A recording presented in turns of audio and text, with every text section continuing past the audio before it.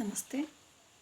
ನಾಚಿಕೆ ಅದೇಕೆ ಬದುಕಿನೊಳಗೆ, ಗೋಳಾಡಲುಂ ಬೇಡ, ಲೋಲೋಕ್ತಿಯುಂ ಬೇಡ, ಬಾಳು ಪರಚೇತನದ ಕೇಳಿಯೆಂದೆಣಿಸಿ, ಪಾಲಿಗನು ನೀನ್ ಅದರೊಳ್ ಎನಿಪಂತೆ ಬಾಳುತ್ತಿರು, ಕೇಳಿಯುಂ ಧರ್ಮವೆಲೋ ಮಂಕುತಿಮ್ಮ.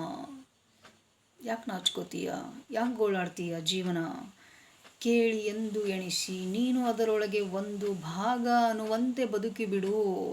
ನಾನೇನು ಶ್ರೇಷ್ಠ ಅಲ್ಲ, ನಾನೇನೂ ಅಲ್ಲ ಅನ್ನೋ ಕೀಳರಿಮೆ ಬೇಡ. ನಾವು ಹುಟ್ಟು ಬಂದೀವಿ ಭೂಮಿ ಮೇಲೆ, ಎಲ್ಲರ ಹಾಗೆ ನಾವು ಕೂಡ ಒಂದು ಅನ್ನೋ ಹಂಗೆ ಏನು ಸಿಂಧುವಿನೊಳಗೊಂದು ಬಿಂದುವಿನ ಹಾಗೆ ಬದುಕಿಬಿಡು ಅನ್ನೋ ಮಾತನ್ನು ನಮ್ಮ DVG ಅವರು ಹೇಳಿದ ಕಗ್ಗ ಇದು. ಗೋಳಾಡೋದು ಬೇಡ, ಅದು ಸಿಗಲಿಲ್ಲ, ಇದು ಸಿಗಲಿಲ್ಲ, ನನಗೆ ಹಂಗಾಯಿತು, ನನಗೆ ಹಿಂಗಾಯಿತು, ಎಂಥ ಚಿಂತೆನಪ್ಪ, ನನ್ನ ಜೀವನ ಎಂಥ ನರಕನಪ್ಪ, ನನಗೆ ಯಾವುದು ಕೊಡಲೇ ಇಲ್ಲಲ್ಲ ದೇವರು, ನನಗೆ ಆ ರೋಗ ಈ ರೋಗ. ಗೋಳಾಡೋದು ಬೇಡ. ಸಂಪೂರ್ಣ ವಿಷಯಾಸಕ್ತನಾಗಿ ಅದರಲ್ಲೇ ಮುಳುಗೋದು ಬೇಡ, ಲೋಲುಪ್ತಿಯೂ ಬೇಡ.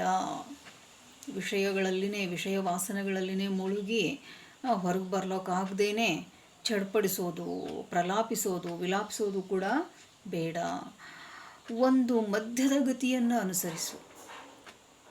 ಎಲ್ಲವನ್ನ ಬಿಟ್ಟು ಬದುಕೋಕ್ಕಂತೂ ಸಾಧ್ಯನೇ ಇಲ್ಲ ಮನುಷ್ಯನಿಗೆ. ಎಲ್ಲವನ್ನ ಪಡ್ಕೊಳ್ಳೋಕ್ಕೂ ಸಾಧ್ಯ ಇಲ್ಲ.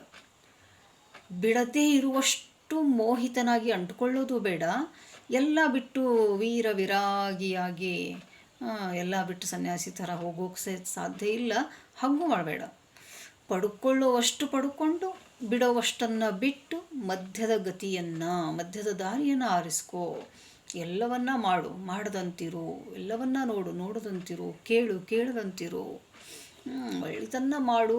ಸಾಧ್ಯ ಆದಷ್ಟು ಒಂದು ರೇಖೆ ಒಳಗೆ, ಸೀಮೆ ಒಳಗೆ ನಾವು ಎಲ್ಲವನ್ನು ಪಡ್ಕೊಂಡು ಬಿಟ್ಕೊಂಡು ಬದುಕೋದನ್ನು ಕಲಿಬೇಕು. ಈ ಬಾಳು ಒಂದು ಪರಚೈತನ್ಯದ ಆಟ ಅಂದುಕೊಂಡು, ಅದೊಂದು ಪರಮಾತ್ಮನ ಆಟ ಆಡಿಸ್ತಾ ಇದೆ ಅಲ್ಲಿ ಸೂತ್ರ ಹಿಡ್ಕೊಂಡು ದೈವ. ನಾವು ಆಡಬೇಕಷ್ಟೇ. ಅದನ್ನು ಮೀರಿ ಹೋಗೋಕ್ಕೆ ನಮ್ಮಿಂದ ಸಾಧ್ಯ ಇಲ್ಲ. ಅದರಿಂದ ಈ ಬದುಕೊಂದು ಚದುರಂಗದ ಆಟ ಅಂತಲೇ ನೋಡಬೇಕಾಗಿದೆ ನಾವು. ಈ ಆಟದಿಂದ ನಾವು ವಿಮುಖರಾಗೋದು ಬೇಡ. ಬೇಡ ಅಂದರೆ ಬಿಡಲ್ಲ. ಅದು ನಮ್ಮ ಪಾತ್ರ, ನಮ್ಮ ಪಾಲಿಗೆ ಏನು ಕೊಟ್ಟನಲ್ಲ ಆಟ ಆಡಲಿಕ್ಕೆ ದೇವರು, ಅದನ್ನು ಆಟ ಆಡಬೇಕು, ಭಾಗವಹಿಸಲೇಬೇಕು ನಾವು. ಅದರೊಳಗೆ ಅನಿವಾರ್ಯ.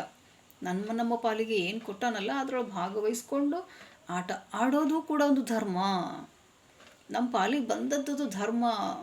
ಸ್ವೀಕಾರ ಮಾಡಬೇಕು, ಬಂದಂಗೆ ಸ್ವೀಕಾರ ಮಾಡಬೇಕು, ಬಂದಂತೆ ಬದುಕಬೇಕು. ಎಲ್ಲವೂ ಒಂದು ಆಟ ಅಂತ ಸಹಜವಾಗಿ ತಗೋಬೇಕು. ನಾವು ಭಾಗಿಗಳಾಗಬೇಕು. ಯಾವುದಕ್ಕೂ ಗೋಳಾಡೋದು ಬೇಡ, ಅತಿಯಾಗಿ ಮುಳುಗೋದು ಬೇಡ, ತೇಲೋದು ಬೇಡ, ಬಂದಾಗ ಹಿಗ್ಗೋದು ಬೇಡ, ಹೋದಾಗ ಕುಗ್ಗೋದು ಬೇಡ. ಸಮಸ್ಥಿತಿ ಒಳಗೆ, ಮಧ್ಯದ ಗತಿ ಒಳಗೆ ಜೀವನವನ್ನು ಸ್ವೀಕರಿಸಿದರೆ ಸಹ್ಯ ಆದೀತು ಬದುಕು, ಸುಂದರ ಆದೀತು. ಎರಡೂ ನಮ್ಮ ಕೈಯೊಳಗೇನೆ. ಅದನ್ನು ಕ್ರೂರ ಮಾಡಿಕೊಳ್ಳೋದು ಅಥವಾ ಸುಂದರ ಮಾಡಿಕೊಳ್ಳೋದು, ಮೃದು ಮಾಡಿಕೊಳ್ಳೋದು, ಕಠೋರ ಮಾಡಿಕೊಳ್ಳೋದು ನಮ್ಮ ವ್ಯವಧಾನಕ್ಕೆ, ವಿವೇಚನೆಗೆ ಬಿಟ್ಟ ಸಂಗತಿ. ಇಂಥ ಬದುಕನ್ನು ಅಂದರೆ ಎರಡೂ ಮಿಶ್ರಣ, ಇಲ್ಲಿ ನವರಸಗಳ ಮಿಶ್ರಣ ಬದುಕು. ಸುಖ ದುಃಖದ ಮಿಶ್ರಣ, ನೋವು ನಲಿವು ಸಾವು, ಜನನ ಮರಣ ಎಲ್ಲವೂ ಇರುವಂಥ ಈ ಬದುಕಿನ ಸೌಂದರ್ಯವನ್ನು ಹೆಚ್ಚಿಸೋರು ನಾವೇನೇ. ಅದನ್ನು ಗೋಳು ಧೂಳು ಅಂಥೇಳಿ ಹೀಗಳೆಯೋರು ನಾವೇನೆ. ನಮ್ಮ ಕೈಯೊಳಗೆ ನಾವು ಹೆಂಗೆ ಅಂತೀವಿ ಹಂಗೆ ಬದುಕು.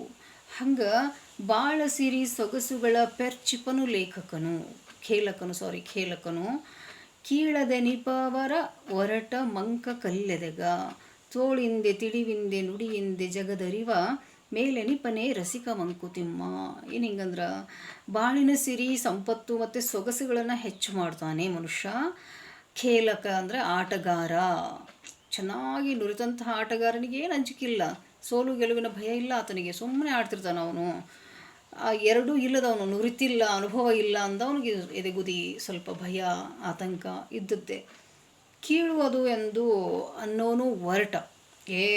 ತನಗೆ ಆಡ್ಲಿಕ್ಕೆ ಬರೋಂಗಿಲ್ಲ, ಕುಣಿಯೋಕ್ಕೆ ಬರಲಾರ್ದವಳು ಅಂಗಲ್ ಡೊಂಕ್ ಅಂತ ಹೇಳ್ತಾರಲ್ಲ, ತನಗೆ ಬರಲ್ಲ, ಅದೇನು ಆಟ ಆಡ್ತೀಯ ಅಂತ ಆಟ, ಹಿಂಗನ್ನೋರು ಇರ್ತಾರೆ.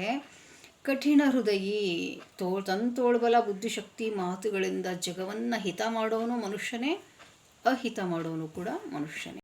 ಆದರೆ ಸಾಧ್ಯವಾದಷ್ಟು ಜಗದಾಟವನ್ನು ಹಿತವೆಂದು ಕಂಡವನೇ ರಸಿಕ. ಅವನು ಮಾತ್ರ ಜೀವನದ ಸೌಂದರ್ಯ ಸೊಗಸನ್ನು ಆಸ್ವಾದನೆ ಮಾಡಬಲ್ಲ. ಇಲ್ಲದೆ ಹೋದರೆ ಬರೀ ಗೋಳಾಟನೇ ಆದೀತು ಬದುಕು. ಬಾಳ ಹಳಿಯುವುದೇಕೆ, ಗೋಳ ಕರೆಯುವುದೇಕೆ, ಬಾಳಿದಲ್ಲದೆ ತಪ್ಪದೇನ ಮಾಡಿದೊಡಂ, ಕೇಳಿಯದು ಬೊಮ್ಮ ನಾಡಿಪನು ನೀನದರೊಳಗೆ, ಪಾಲುಗೊಳ್ಳಲು ಬೇಡ ಮಂಕುತಿಮ್ಮ. ಯಾಕೆ ಬಾಳನ್ನು ದೂಷಿಸಬೇಕು ನಾವು, ಗೋಳಾಡೋದೇಕೆ? ಬಾಳೊಂದು ಕಠಿಣ ಕಠೋರ, ಇಂಥ ಕಗ್ಗಂಟದಪ್ಪ, ಎಷ್ಟು ಕೆಟ್ಟ ಕೆಟ್ಟ ಸನ್ನಿವೇಶಗಳು ಅಂತ ಯಾಕೆ ನಾವು ಗೋಳಾಡಬೇಕು? ನಾವೇನೇ ಮಾಡಿದ್ರೂ ಕೂಡ ಈ ಬಾಳನ್ನು ನಡೆಸ್ಕೊಂಡು ಹೋಗಲೇಬೇಕು. ಅದು ಸಹ್ಯ ಆದ್ರೇನು, ಅಸಹ್ಯ ಆದ್ರೇನು, ಸುಂದರ ಆದ್ರೇನು, ಕೆಟ್ಟ ಆದ್ರೇನು, ಕ್ರೂರ ಆದ್ರೇನು, ಏನಾದರೂ ಕೂಡ ಮರಣ ಬರುವವರೆಗೆ, ಉಸಿರು ನಿಲ್ಲುವವರೆಗೆ ಜವಾಬ್ದಾರಿಗಳನ್ನು ನಿರ್ವಹಿಸಲೇಬೇಕು. ಜೀವನವನ್ನು ಮುನ್ನಡೆಸ್ಕೊಂಡು ಹೋಗಲೇಬೇಕು. ಇದು ಪರಮಾತ್ಮ ಆಡಿಸುವಂಥ ಆಟ, ದೇವರಾಡಿಸುವಂಥ ಆಟ. ನೀನು ಅದರಲ್ಲಿ ಪಾಲುಗೊಳ್ಳಲು ಅಳಬೇಡ ಮಂಕುತಿಮ್ಮ. ಪಾಲ್ಗೊಳ್ಳಲೇಬೇಕು. ವಲ್ಲ ಅಂತಂದರೆ ಹತ್ರ ಎಕ್ಸಾಮ್ ಹೋಗೋ ತಪ್ತದೇನೋ. ಮಗು ವಿದ್ಯಾರ್ಥಿ ಇಡೀ ವರ್ಷ ಕಲ್ತಾನ, ವರ್ಷಗಳು ಕಲ್ತಾನ, ಎಕ್ಸಾಮ್ಗೆ ಒಲ್ಲೆ ಅಂತ ಹತ್ತಂಗೆ ಆಗಿಬಿಡ್ತದೆ. ನಮ್ಮದು ಹುಟ್ಟೀವಿ, ಭೂಮಿ ಮೇಲೆ ಬಂದೀವಿ, ಜೀವನದೊಳಗೆ ಏನೆಲ್ಲ ಬರ್ತಾವಲ್ಲ ಫೇಸ್ ಮಾಡಲೇಬೇಕು, ಎದುರಿಸಲೇಬೇಕು. ಬೇಡ ಅಂತ ಆಳೋದು ಬೇಡ.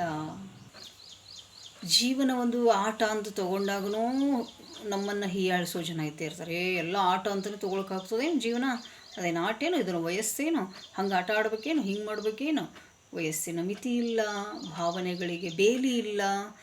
ಯಾವ ವಯಸ್ಸಲ್ಲಿ ಏನಾದರೂ ಆಟ ಆಡ್ಬೋದು. ಆತ ರಸಿಕ. ಏನಾದರೂ ಆಟ ಅಂತಂದರೆ ಜೀವನವನ್ನು ಸುಂದರಗೊಳಿಸ್ಕೊಳ್ಳೋ ಆಟ. ನಾವು ಸುಖವಾಗಿದ್ದು ಇನ್ನೊಬ್ಬರನ್ನು ಸುಖವಾಗಿಡುವ ಆಟ. ಅದಕ್ಕೆ ರಸಿಕತೆ ಅಂತ ಹೇಳೋದು. ಬರೀ ತನ್ನ ಸುಖ ಸಂತೋಷ ಅದೆಲ್ಲ ರಸಿಕತೆ. ಎಲ್ಲ ಸರ್ವೇ ಜನ ಸುಖಿನೋ ಭವತ್ತು ಅನ್ನುವಂಥವ ರಸಿಕ.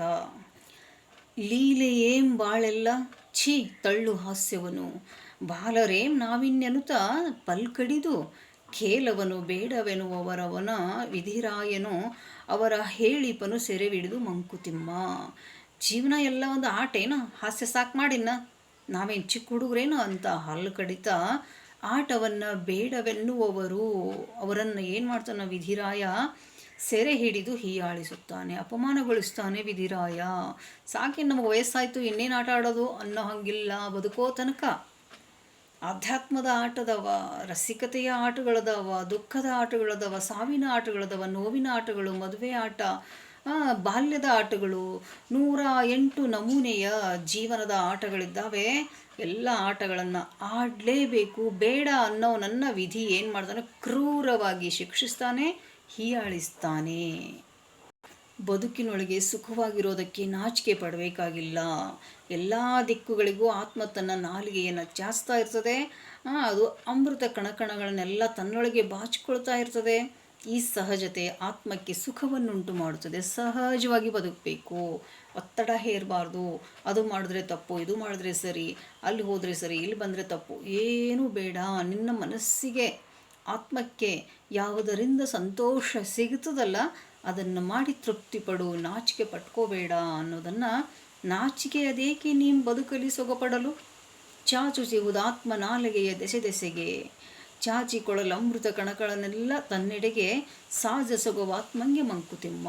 ಆತ್ಮನಿಗೆ ಏನು ಸುಖ ಹಿತನೋ ಅದನ್ನೇ ಮಾಡಿ ಸಂತೋಷ ಪಡು, ನಾಚಿಕೆ ಪಡಬೇಡ ಅಂಥೇಳಿ ಈ ಕಗ್ಗಗಳು ಹೇಳ್ತವೆ. ಧನ್ಯವಾದ.